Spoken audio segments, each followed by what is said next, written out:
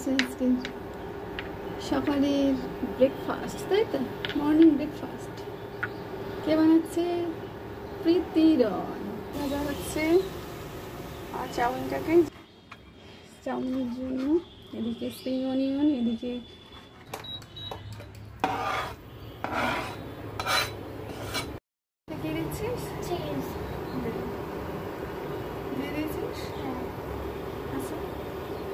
চাউমিনটা নিয়ে